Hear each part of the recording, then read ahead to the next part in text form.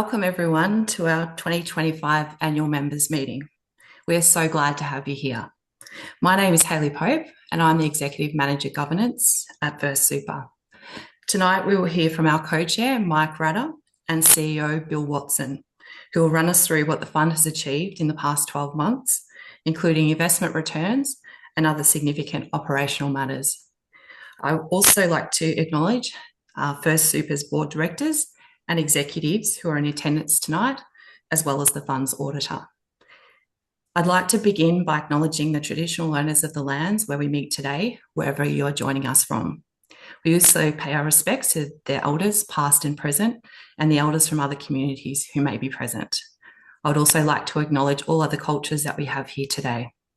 These meetings are an important chance for us to come together, a space where you can share your thoughts, ask questions, and let us know what matters most to you. Just a quick heads up, this session is being recorded to meet our legislative requirements. The recording and minutes will be available on our website after the meeting. We encourage all members joining us tonight to ask questions. You can send them through at any time during the event by clicking the Q&A button at the bottom of your screen. We'll do our very best to answer all questions this evening. If we happen to miss yours, don't worry. We'll get back to you in the next few days using the email address that you provided. Just a quick reminder, we can't answer questions about personal financial circumstances or member-specific details during the meeting due to regulatory requirements. But if you do send one through, we'll happily follow up with you directly via email. If you're interested in personal financial advice, you can also book a meeting with a First Super financial advisor through our website. I do need to provide you with a general advice warning that this presentation contains general advice which has been prepared without taking into account your objectives, financial situation, or needs. You should consider whether the advice is appropriate to you. Read the product disclosure statement before making any investment decisions. To obtain a copy of the product disclosure statement or target market determination, please contact First Super on 1300 360 988 or visit our website. As a disclaimer, this presentation has been prepared by First Super and may not be used or reproduced without the consent of the trustee. The information in the presentation was accurate at the time of preparation, being November 2025. First Super currently has approximately 79,000 members who trust us to look after $5.3 billion of their super. There are multiple ways you can reach our dedicated member services team, via phone or email. You can chat to us via live chat, speak to one of our regional coordinators or financial advisors. Our regional coordinators can come to you for your personalised service. Face-to-face, over the phone or internet, we're here when you need us. From the day you first joined First Super to us, you're a member for life. We help you grow your hard-earned super savings, plan your retirement path, and journey through retirement together. We aim to be with you every step of the way as your trusted super fund. Access your first online account through our mobile app. Keep track of your super or pension on the go. It's easy, safe, and secure. I would now like to welcome Mike Ratter, co-chair of First Super. Mike has extensive experience in the furniture industry, which has included holding several CEO positions, including Furnishing Industry Association of Australia, Interlink Commercial Furniture, and UCI. He is currently the CEO of Forestworks. Welcome, Mike. Thanks, Hayley. What I'd like to do tonight is talk about the fund performance over the last 12 months and some other areas that we think have been good achievements that have been covered by the board. As Hayley mentioned, we'll take questions at the end, and we're happy to take those either from fellow directors, fund auditors, or the executive when we get there. So in terms of where the fund is at, our balanced option returned 9% for super members and 9.8%, 9.83 for retired members in 23-24. And this is a result actually that was much better than many larger funds. I think a key one is that we delivered positive returns for all of our investment options and all exceeded their yearly and long-term targets except for cash. Over the last 10 years, First Balanced Option has delivered a solid 7.5% return, and the Pension Balanced Option has returned 8%. I think something we're particularly proud of is that the fund membership has grown and grown substantially. It's grown 13% from 70,000 to 79,000. This is a terrific result, and it's really important as membership growth helps the fund be sustainable. Growth also creates opportunities to reduce costs such as investment fees. And another really great result is our insurance, with 99% of our combined insurance claims being accepted. Another good result for this year is lower fees. So from 1st of September this year, First Super has reduced its administration fee. And we're making these changes because we're committed to making fees competitive for all our members. For super members, fees were reduced from $1.87 a week to $1.65 a week.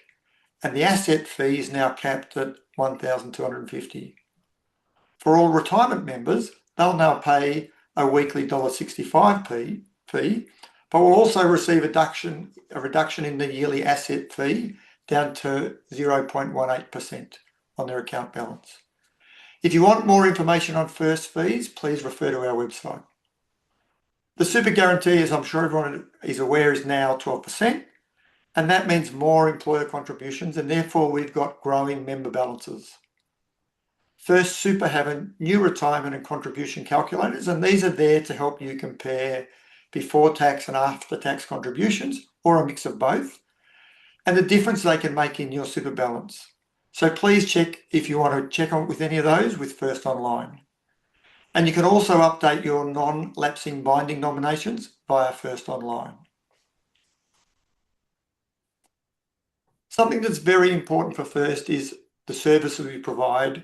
So members and member services continue to be our number one focus. We have really high levels of member and employer satisfaction. On a survey that was done over 18 super funds, First was placed in the top 25% for overall member satisfaction.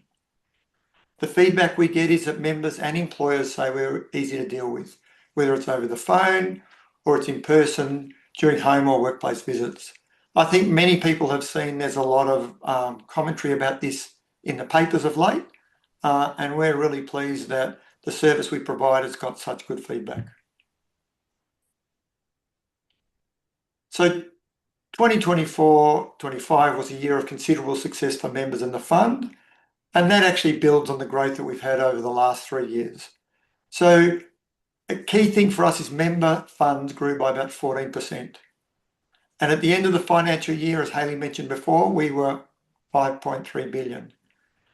That's up from about 70% at end of year FY 19-20, which in fact we were actually $3 billion, a huge result. And now I'd like to introduce Bill Watson, the CEO of First Super. Bill was appointed as CEO of First Super in 2013, and he brings to the fund a wealth of knowledge in financial services and the superannuation industry. Over to you, Bill. Thanks, Mike. And members, families, and other people, thanks for joining us at our annual members meeting. I've been told we've got a record turnout this evening, and I'd like to hope that what we tell you this evening is worth your while of the allocation of time. I'll cover off a few topics: service quality, the trustee office team, investment returns, a little bit more colour on what Mike's talked about, fund activities and what we want to achieve in 2026. One of the significant focuses for us at the fund over the last 2 to 3 years has been addressing the decline in service in the superannuation sector. A lot of us are aware of the troubles that funds have had processing death claims and other claims, multiple accounts and a whole range of other things. We think the industry superannuation sector is better than that, and there really needs to be a focus on providing high quality service. In the area of death claims, what we want to do is ensure that the promise that we make is that when something happens that's tragic to members and their families, we're there to help. Our board did a comprehensive review of how we were going with claims handling to ensure that what we're saying is actually being done on a day-to-day basis.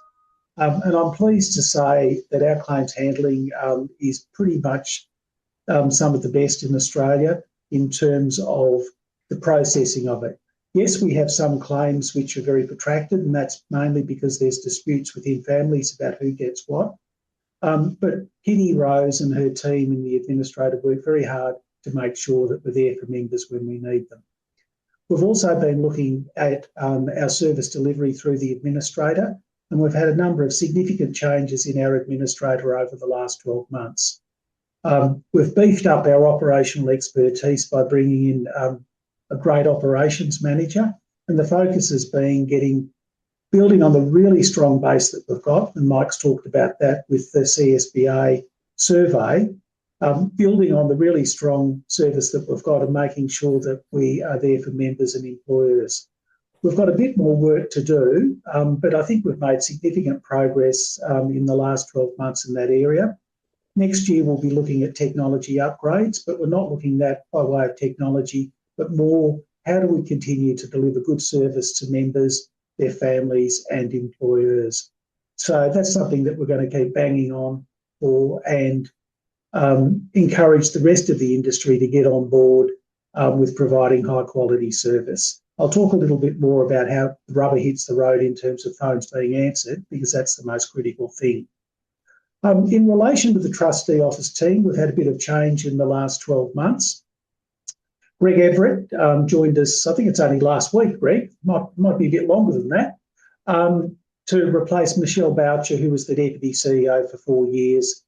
And we wish Michelle well. She did a great job in the time that she was with us.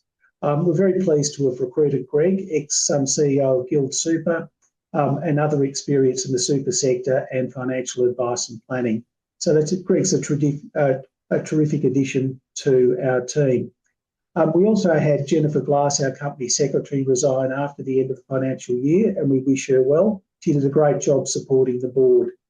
One of the fortunate things that we've done earlier in the year was we recruited our first Chief Financial Officer, Andrew Nettleton, who comes to us with a ton of experience, particularly working for Iris, which is a supplier of the software that we use to manage member accounts. So it's terrific having these additional new executives that have got a really strong superannuation experience and a significant commitment to member service. So that's been terrific. Just in terms of governance that Mike may have mentioned, during the year, the financial year, 3 directors were reappointed, Denise Campbell-Burns and Scott McDine, and Lisa Marty, our independent director, who can't be with us this evening, was appointed for an additional 12 months. We'll be recruiting a new independent director during this financial year to replace Lisa in October. So at next AGM, we'll have some nice words to say about Lisa, but she's been a great contributor to the governance of the fund, and it's pleasing to see that both Denise and Scott signed up for another go around as directors. Turning to our investment returns, in absolute terms, we had a very good year last year. 9% on the balanced options, a pretty good number in anybody's language, and it exceeded the CPI plus X performance objective, actually shares plus growth in conservative balance. In relation to cash, we got duration wrong, so the return wasn't as good as it should have been. We put some things in place, and our cash option is now performing as it should be in the top quartile, which is terrific. For pension members, the results were better, and that's because you don't pay tax. So that's a terrific result with 9.83%. The board's looked at asset allocation for the 4 mixed investment options, so that's everything excepting cash, because there has been a significant, significant run in international shares, and the board's come to a decision which we will be implementing in December to make a greater allocation to international shares overall and a greater allocation to international shares in preference to Australian shares, the view being that they're pretty fully valued. What we're searching for is better returns for members and to take advantage of what has been a very strong run in international equities. So we will implement that, and hopefully that'll put a bit more money in people's retirement savings accounts, which was really what our job is to do. Other activities that we've undertaken during the year is how do we make it easy for you guys to keep in contact with us and for us to tell you what we're up to, and for you to get the information you need. So we're progressively updating our website, and I'm pleased to say that we have not spent, excuse me, $94 million like another organisation updating the website. The team's far more frugal, and they've done a lot better job. So we'll be offering them up to the BOM at a later stage. Member statements, we've sent them out. Our member statements go out a little bit later than most, and the reason for that is we also use that as an opportunity to send you the information that we've got for annual members meeting. Why do we do that? Because it saves money. It's as simple as that. Rather than sending 2 lots of stuff out and 2 lots of production and doubling the cost. Our financial advice and education team continue to produce First Talk online videos, which I do know that people watch, and we continue to run retirement webinars and seminars. What we're trying to do is put to you, our members, the information that you need, and we're always keen to get feedback about the topics that you want to hear from us, and how we can communicate more effectively with you.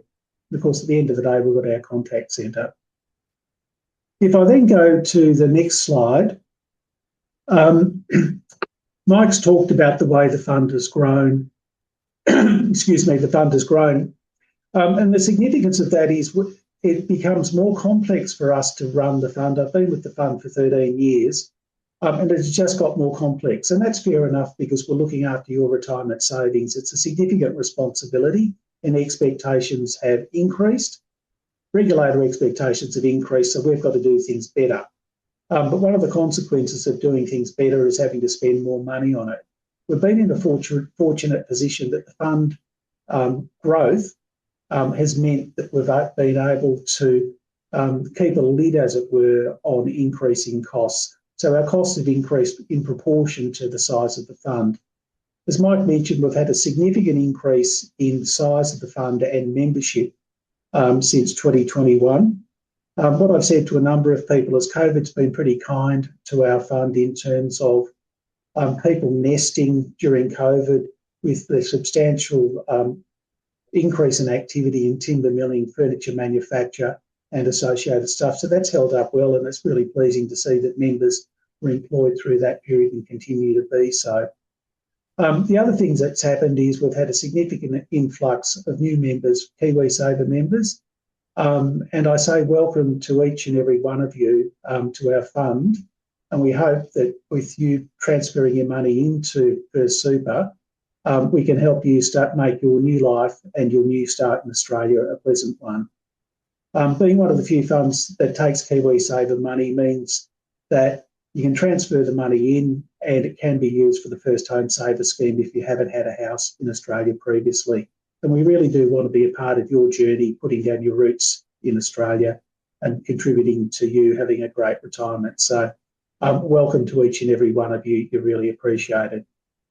We've had a substantial increase in superannuation guarantee contributions, and that's because of our new members plus the increase. That's really good because it means your accounts are growing and growing more rapidly than in other systems. For some members, they've fortunately been able to make salary sacrifice and voluntary contributions and, of course, consolidate. And that's $300 million is a big number. But the really good part about our fund, and the thing that I like the most about being part of First Super, is we pay retirement benefits.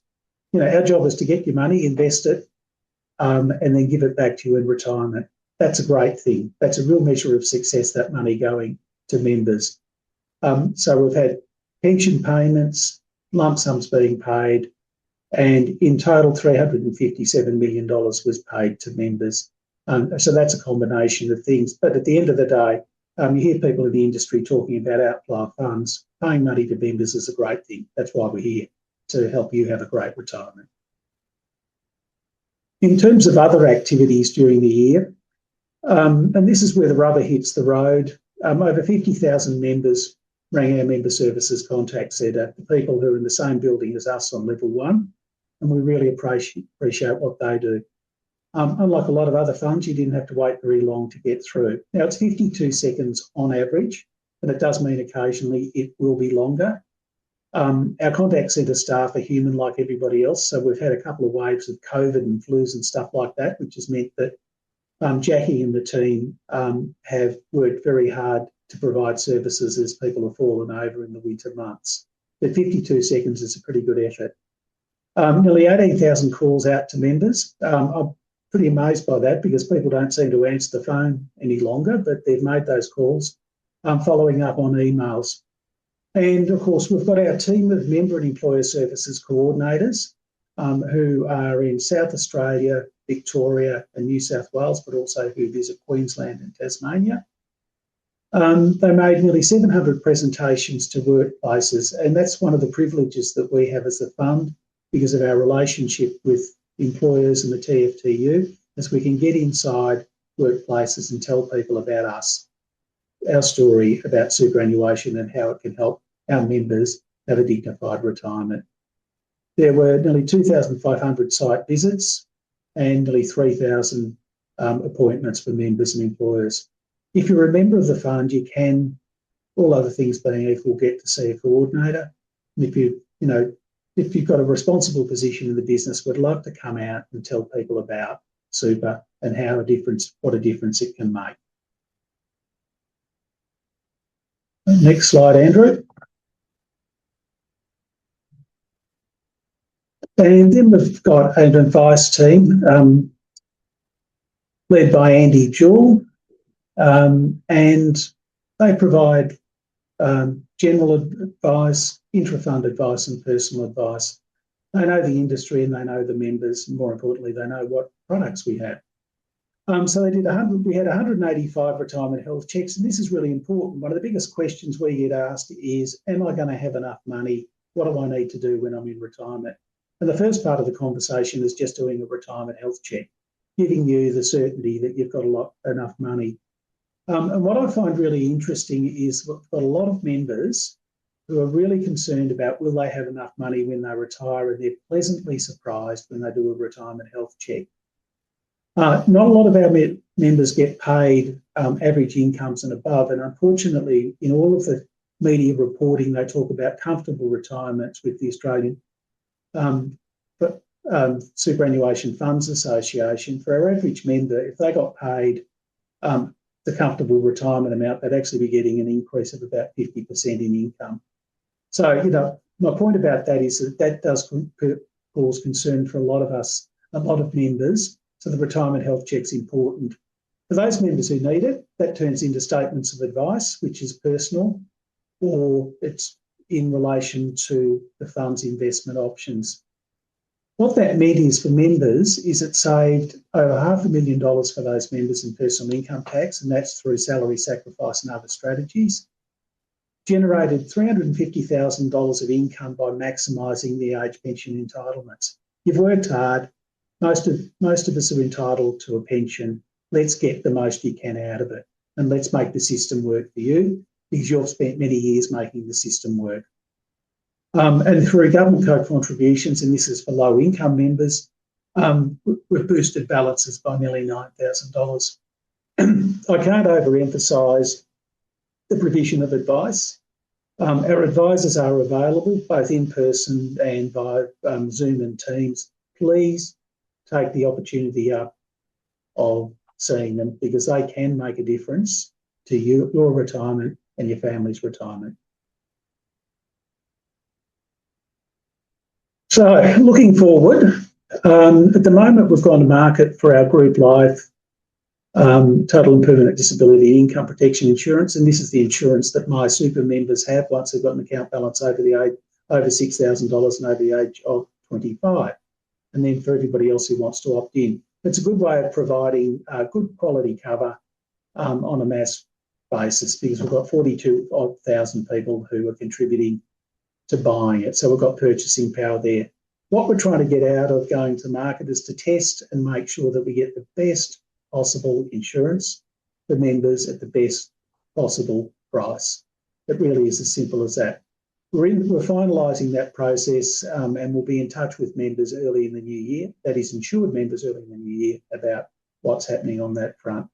But the big deal in terms of the insurance is making sure that we can continue to provide a really high quality offering and not go to the bottom as the temptation is. We'll continue to work really hard on making sure that members, all of you, get the opportunity of a dignified retirement, because we've got one job and one job only. We want to make sure that happens. We'll continue to work on the service, and we're going to continue to hold ourselves to account for what we expect of others, which is to be there when you need it, to pick up the phone when you ring, to turn up at the work site when you want us to be there. That, we think, makes us different, and that's what we've got to do. Then in the background, there's a whole lot of stuff going on, but one of the big deals is payday super. And this means that when you get paid, your super gets paid rather than it being held up for a quarter or not being paid at all. It's a really complex project. It's a pretty significant step in entrenching the occupational super into the fabric of the Australian economic system. And we'll be working hard to make sure with payday super, all of our members and each and every one of you get your super when you should get it, because that means you start earning income on it from day one to help pay for a dignified retirement.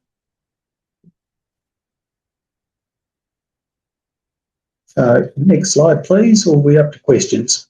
Yep, we're up to questions. So I think we've got a few questions, but I will throw to Mike because I've done too much talking. Mike, over to you. Thanks, Bill. Thanks for the information. I think it shows what the positive directions we've taken at first. So we do have a couple of questions that were pre-submitted. What I'll do is I'll throw to someone to answer, and if you could read the question and then provide the answer. So Andy, if you could answer a question from Maria, who's a new member to First Super. Sure. Maria's question was, as a new member to First Super, how does she get her superannuation balance to grow, given the administration fees that come out of the account, and what are those administration fees? So, Mike, as you mentioned at the beginning, First Super was actually able to reduce their fees on the 1st of September. So we lowered our weekly fee for accumulation members, where the contributions go into, and we also put a cap on how much in terms of administration fees can be charged to a member as well, which is not common across the superannuation fund.